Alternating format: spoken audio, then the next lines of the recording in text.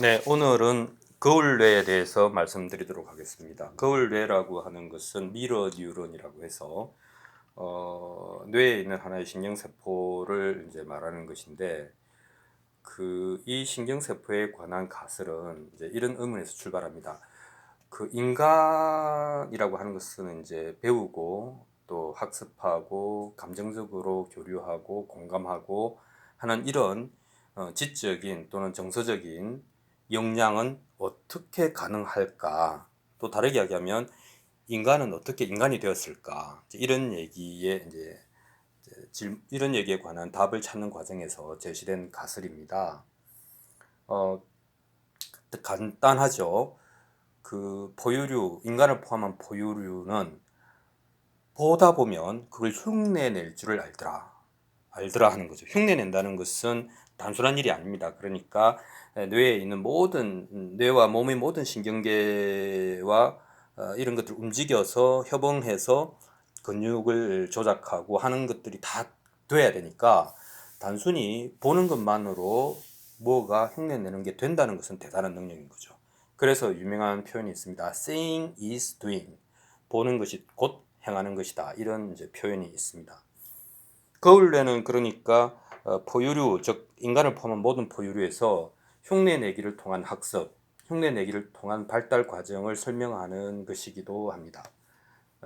그런데 인간의 경우에는 이게 인지뿐만 아니라 감정 부분에서도 거울뇌는 작동하더라 하는 것을 발견한 것이죠. 그래서 이 감정 부분이라고 하는 것은 공감을 할 수 있다는 겁니다. 남이 당한 일을 내가 당한 일처럼 느낄 수 있다는 겁니다. 그래서 이 공감과 애착이라고 하는 것을 통해서 인간은 더 인간다워지고 거대한 협력 체계를 이루는 사회를 구성할 수 있다. 이렇게 이야기할 수가 있습니다. 당연히 근데 이 거울뇌는 사람마다 각기 다를 수 있고 실제로 보면 여성과 남성은 여성의 거울뇌가 좀 더 발달해 있고 예민하다 이렇게 말을 할 수가 있겠습니다. 이 거울이 깨지면 어떻게 되나요? 이게 이제 자폐증과 관련이 있지 않을까 사람들은 생각하고 있습니다. 어, 그래서 사실은 이제 흉내 내기를 통한 학습과 발달은 이제 가능한데 인간의 감정의 발달이라고 하는 것은 결국 이제 공감 능력과 소통 능력 아니겠습니까? 이 부분에서 인간이 인간다워지려면 실제로 어린 시절에 부모의 역할, 굉장히 긍정적 자극이 들어가야 된다는 것이죠. 그래서 부모가 예능적 리액션, 조금만 뭘 하면 막 아주 잘한 것처럼 크게 감탄하고 격려하고 이런 것들이 굉장히 중요하다는 것입니다. 저도 기억이 나는데 처음에 우리 큰애가 누워 있다가 뒤집기에 성공한 때를 제가 봤습니다. 사진을 못 찍어놨는데 그럴 때 정말 저한테는 이 세상 전체가 뒤집어지는 듯한 느낌이었거든요. 그리고 뭐 엄청난 이제 예능적 리액션을 했죠. 애가 뭐 몰랐을 수도 있지만 그러니까 인간은 이 미러 뉴런을 훨씬 더 감정 영역에서 발전시킨 것이죠.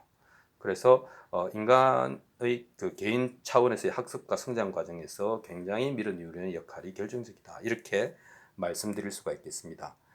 그렇다면 집단 속에서는 어떻게 되는가? 아까 이제 인간이 사회적 동물이니까 이 감정을 통한 공감 그리고 협동 이런 것들이 집단 속에서도 가능하다는 거죠. 이 집단 속에서도 미러 뉴런은 작동하는데 이렇게 됩니다. 상대방을 우리는 의식적으로 뿐만 아니라 무의식적으로 상대방 혹은 집단의 분위기를 수용한다는 겁니다. 그리고 그것이 공감이 되고 공감이 되면 내 일처럼 느껴지는 감정의 전이가 일어나고 그러면 그것이 내 문제가 되는 감정이입이 되고 그리고 행동으로 나타난다는 겁니다. 그러니까 우리가 경기장에서 그 많은 관중이 혼연일체 하나가 되어서 응원을 한다든지 또는 격렬한 시위 현장에서 군중들의 행동 같은 것들은 다 이런 집단 속에서 미러 뉴런이 작동한다는 것이죠. 하는 것이라는 것이죠. 두 번째는 집단 분위기라고 하는 것은 이제 그 조직마다 집단마다 독특한 분위기가 있습니다. 그리고 그 개개인들이 가진 표정들이 있습니다. 개인은 사람들의 표정을 사실은 이제 있는 그대로 그냥 수용해 버립니다. 그냥 거울이니까요.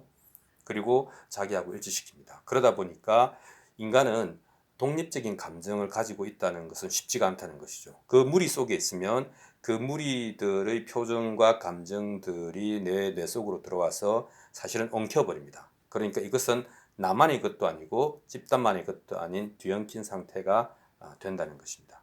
여기서 우리가 생각할 수 있는 것은 슬기롭게 피할 줄도 알아야 된다라고 하는 것입니다. 그러니까 분위기가 나쁜 조직, 분위기가 나쁜 집단, 마을 이런 곳에 오래 있는다는 것은 사실은 스스로의 정신건강을 해치게 되는 것이죠. 그래서 옛날 사람들은 이제 있을 곳을 슬기롭게 선택할 수 있는 그것이 굉장히 중요하다 이렇게 얘기를 했습니다. 어쨌든 우리는 감정이 나의 것이라고만 생각하고 있었지만 실제로는 거울뇌의 작용에 의해서 우리는 집단의 감정이 수용되어서 뒤엉켜 있는 상태다. 이렇게 이해하면 되겠습니다. 그러니까 혼자서는 행복할 수 없다라는 말도 되겠죠. 거울뇌와 관련해서 커넥티드라고 하는 미국에서 출판된 책이 있습니다. 아마 미국 하버드 대학교에서 그 정치학자와 그 뇌과학자가 공동으로 작업해서 펴낸 책인 걸로 제가 읽었는데요. 뭐 이 결론이 이런 겁니다. 우리는 서로 연결되어 있다. 단순히 연결되어 있을 뿐만 아니라 영향을 주고받는다 이런 거죠. 연결은 우리가 유명한 그 있지 6단계 있지 않습니까? 지구상의 누구라도 6단계만 건너면 서로 연결되어 있다고 하는 것을 확인할 수 있다. 이제 이런 거죠. 근데 여기는 한 걸음 더 나아가서 우리는 단순하게 연결되어 있는 것이 아니고 영향을 주고받는다. 당연히 여기에는 좋은 것도 주고받고 나쁜 것도 주고받는다. 이렇게 되어 있는 거죠. 그래서 구체적으로 이런 말을 합니다. 우리는 타인의 행복감과 불행감에 구체적인 영향을 미치는데 내가 웃으면 상대방은 15% 행복해지고 그리고 그 다음 상대방은 그 상대방에게 영향받아서 10%더 행복해지고 그리고 세 번째 상대방은 6%더 행복해진다 이렇게 말을 하는 것입니다. 예를 들면 뭐 아침에 출근을 하는데 와이프가 잘 웃으면서 배웅을 해줬다. 그러면 일단 나는 15% 행복해지는 거죠.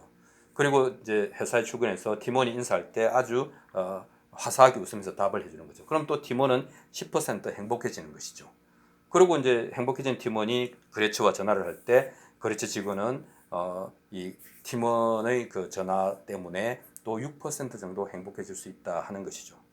여러분 바로 느끼겠지만 이 거꾸로도 가능하겠죠. 와이프가 인상을 찡그리고 막 그랬다. 그러면 팀원에게 어떻게 되겠으며 팀원이 전화를 받은 거래처 직원은 어떻게 되겠습니까? 우리는 타인의 행복감과 불행감에 구체적인 영향을 미치고 있다. 지금도 이런 얘기가 되겠습니다. 그래서 결론은 뻔합니다. 가급적이면 밝은 표정과 좋은 말을 해라. 만약에 그럴 수 없다면 사실은 침묵을 선택하는 것이 옳겠죠. 예, 이렇게 해서 오늘은 거울뇌에 대한 얘기를 해보았습니다.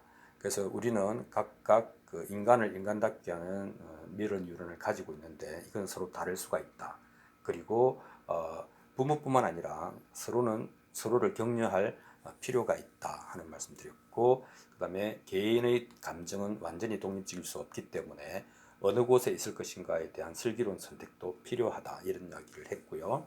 그리고 서로에게 우리는 구체적인 영향을 주고받고 있기 때문에 가급적이면 좋은 표정과 행동을 하고 그럴 수 없다면 차라리 침묵이 좋겠다 이런 말씀을 드렸습니다. 감사합니다.